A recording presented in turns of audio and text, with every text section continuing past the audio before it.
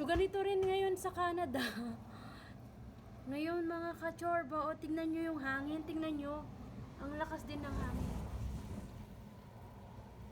Oh my God.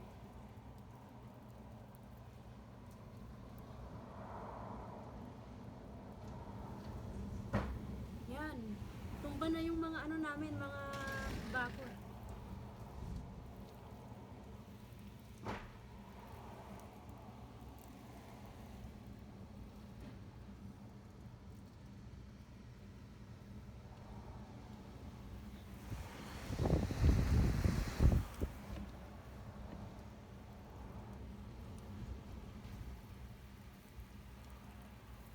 Oh my God, nakakatakot. Ang lakas-lakas din ng hangin.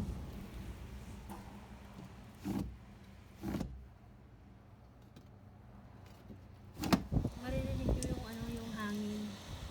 Ang tunog ng hangin.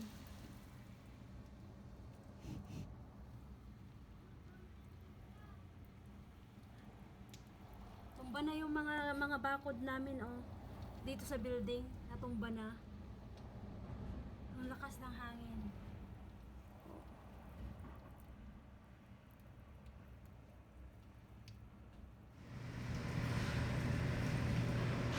Tumba na lahat yung bakod ng building. Oh my God.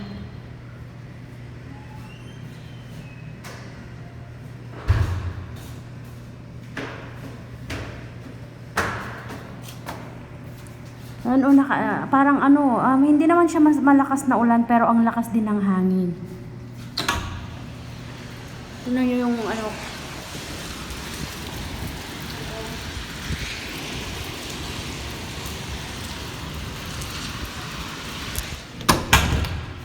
Ito yung epekto ng wind warning kanina, kasi kaninang umaga pa may warning na malakas na hangin. Tapos konting ulan, pero ang lakas talaga ng hangin. As you can see, tumba na yung aming bakod dito sa building. And kung makikita nyo yung mga punong kahoy doon, malakas din yung ano.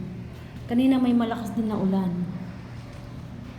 So yung mga tao doon, kung nakikita nyo yung mga tao doon sa kabila, natatakot sila doon sa punong kahoy na yun, baka tumumba sa kanilang building. Ayan. Ito yung ano, warning na malakas na hangin na darating.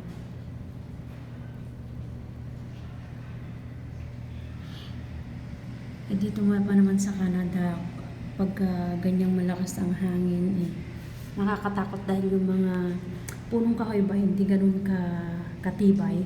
Like yan, tignan mo. Mga wala nang dahon yan. Tignan mo kung gumalaw yan, nakakatakot kasi parang mabubuwal o parang mapuputol yung mga sanga niya. Nakakatakot.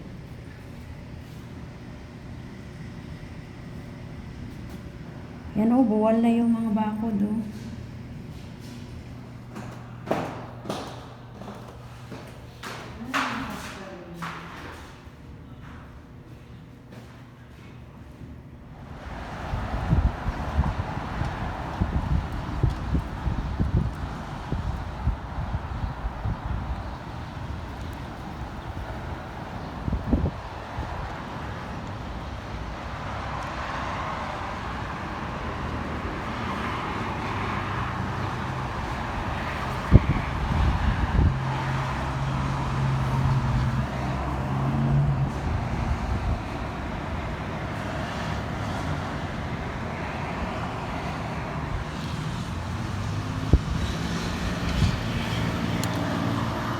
So, time check, it's almost 3 o'clock in the afternoon, but it looks like it's already 7 or 8 p.m. because it's so dark. See the dark clouds and then the strong winds.